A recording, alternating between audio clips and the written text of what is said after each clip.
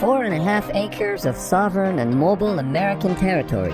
That's how the US Navy describes their Nimitz-class carrier.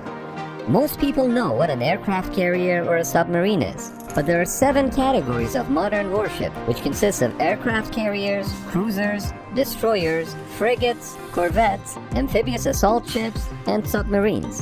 What about battleships? Oh well, a battleship was a large armored warship with large caliber guns. They were the most powerful type of warship during the late 19th and early 20th century.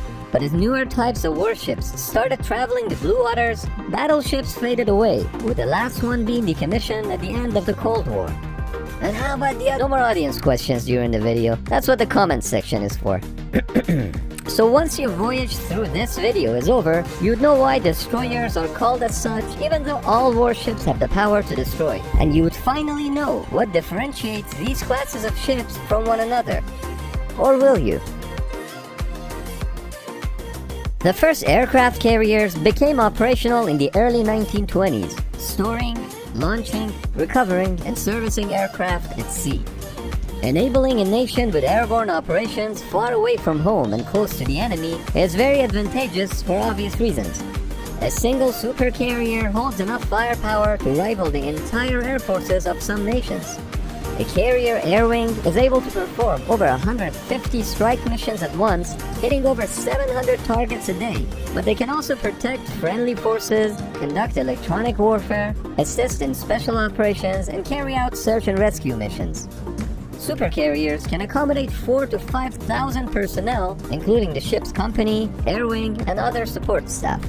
Even though aircraft carriers do have surface-to-air missiles, guns, and other armament, they usually do not travel alone. Instead, they travel with a fleet composed of other classes of military ships called a carrier strike group, which is typically made up of an aircraft carrier, at least 1 cruiser and 2 destroyers or frigates, and a carrier air wing of 65 to 70 aircraft.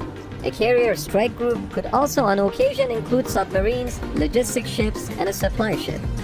An aircraft carrier often acts as the command platform for large battle groups or multinational task forces. Aircraft carriers traditionally ran on diesel fuel, but some of the newer aircraft carriers are nuclear-powered. In colonial times, a cruiser would have been cruising the world, showing off their flag and representing the overwhelming force that could be brought to bear far from home. The name has stayed, but the role is not exactly just cruising around anymore. During the period between the end of the First World War in 1918 and the beginning of the Second World War in 1939, also known as the interwar period, cruisers were limited by treaty to a maximum size of 10,000 tons. 2 types were defined by treaty. The heavy cruisers carried anywhere between 8 to 10 8-inch guns, and the light cruisers carried 12 to 15 6-inch guns. But both heavy and light cruisers carried a heavy battery of secondary and anti-aircraft guns. In wartime, cruisers were to operate alone on the high seas to interdict enemy commerce, but also to protect the battle line against enemy light cruisers. These were mostly heavy cruiser roles, but both types of cruisers usually had top speeds in excess of 30 knots. Today's cruisers are primarily guided missile warships, ranging in size anywhere from 7,000 to 10,000 tons. Only the world's largest navies can afford to build and operate modern cruisers, principally the United States and Russia. In today's world, the role of the cruiser depends on the navy that it's employed in. In the US Navy, cruisers are primarily an anti-air defense vessel, while in the Russian Navy, they are anti-ship platforms. Other missions include commerce raidings and shore bombardments. Even though the US Navy at some point had a number of nuclear-powered cruisers in its fleet, they were all decommissioned in the 90s since they were deemed too expensive to build and maintain. Okay, enough cruising. Let's move on to destroyers. Before we talk about destroyers, we need to briefly talk about torpedoes.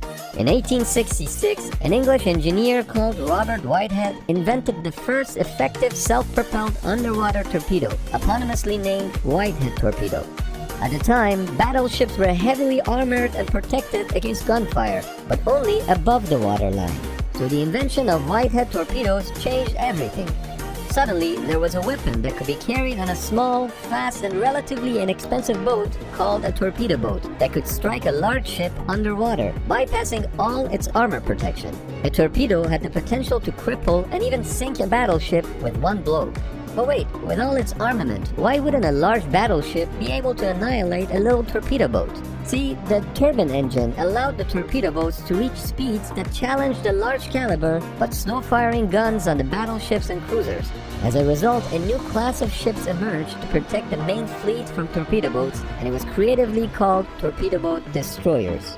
Torpedo boat destroyers were larger than torpedo boats, but much smaller than the cruisers, and this meant that they were more maneuverable and better equipped to deal with the torpedo boats. So they started traveling the blue waters with the fleet to protect them against torpedo boats.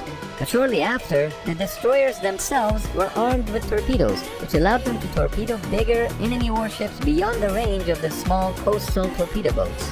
And that was the end of it for the torpedo boats, but not for the torpedo boat destroyers, which are now just referred to as destroyers. Destroyers were protectors of the fleet, so when submarines became practical, the destroyers were equipped with depth charges, sonar, and other anti-submarine weapons, and became the submarine's #1 enemy. And when the aircraft became a major threat to the naval fleet, destroyers adopted anti-air missiles.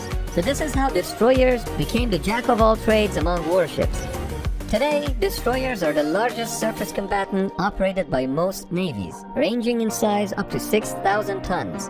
Destroyers were fast ships, generally capable of speeds in excess of 30 knots in calm seas. But with the destroyers getting larger and more heavily armed, the difference between the cruisers and destroyers have greatly diminished. While a cruiser should nominally be bigger, this is not always the case. But a cruiser is generally considered to have greater facilities for command and control, at least in the US Navy, which often means cruisers have more space and spare energy to power the additional communication equipment and a command and control room to coordinate the defense of the fleet.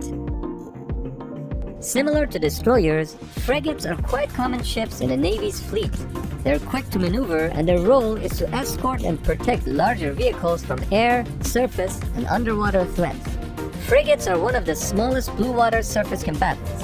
In the past, they used to carry a lighter main battery than destroyers. For example, 3-inch or 5-inch guns would have been typical. These days, they may have anti-air guns and perhaps a small battery of torpedo tubes. However, they're not particularly well suited to theater air defense. Their strength is usually in their anti-submarine weapons.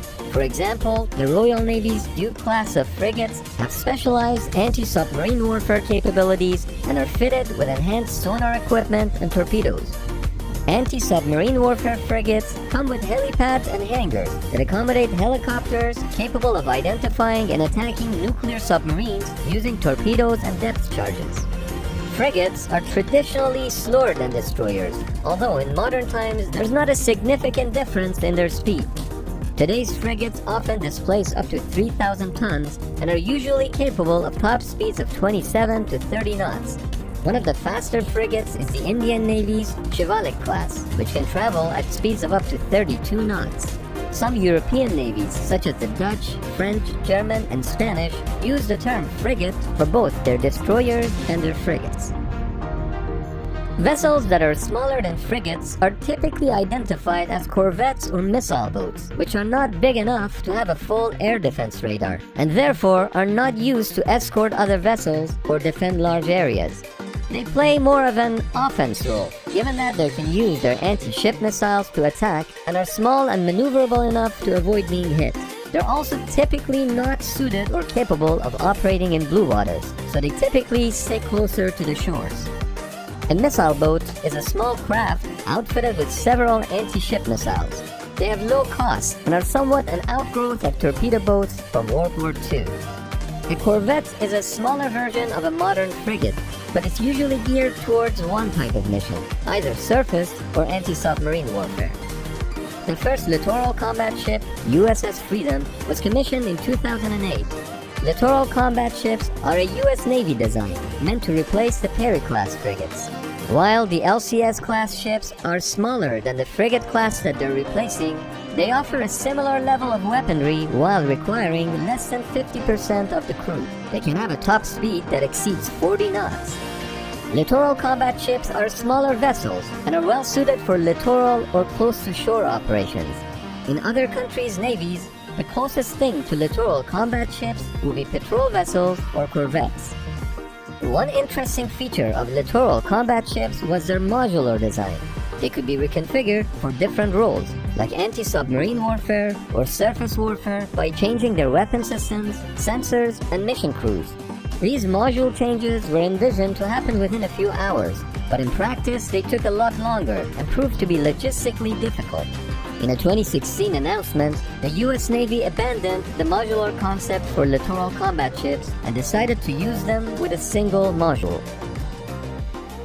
Amphibious assault ships are used to help land and support ground forces on enemy territory. At a glance, they resemble aircraft carriers, but they're primarily designed for supporting helicopters. They can also carry vertical and short takeoff and landing aircraft. Most modern amphibious assault ships have a well deck, which is a hangar-like deck located at the waterline in the stern of the ship. When the well deck is flooded, landing craft like hovercraft can be launched and recovered without the need for a crane. A submarine, also commonly referred to as a sub, is a watercraft that's capable of independent underwater operations. Submarines typically fall into one of three propulsion categories: diesel-electric transmission, nuclear power, and air-independent propulsion. All current submarines in the US Navy are nuclear-powered, but there are a few other countries like Russia, France, the UK, China, and India which also have nuclear-powered subs in their fleet. Submarines range in size from midget submarines with a displacement of less than 150 tons to ballistic missile submarines with a displacement of up to 48,000 tons when submerged. And regardless of their size, they're all referred to as boats. There are three major types of submarines in the US Navy: attack submarines, cruise missile submarines, and ballistic missile submarines.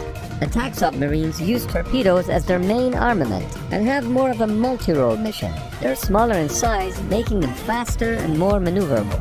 Cruise missile submarines are typically larger and slower boats focused on long-distance strikes using guided missiles. Ballistic missile submarines, as the name suggests, can carry and launch nuclear ballistic missiles. If you take a look at the 7 categories of warships that were just reviewed, aircraft carriers, amphibious assault ships, and submarines are quite easily distinguishable from one another, both in appearance and in the role that they play. However, the appearance and roles that cruisers, destroyers, frigates, and corvettes once had have been blurred over time. Most of them now have a mix of anti-surface, anti-submarine, and anti-aircraft weapons, and their size and displacement does not necessarily fall within the traditional class designations. It's kind of like iPhones, iPads, and iPods. They used to look different from one another and do different things, but now they all have cameras, touchscreen, and FaceTime, with the only real differentiating factor being the headphone jack on the iPod. Batallé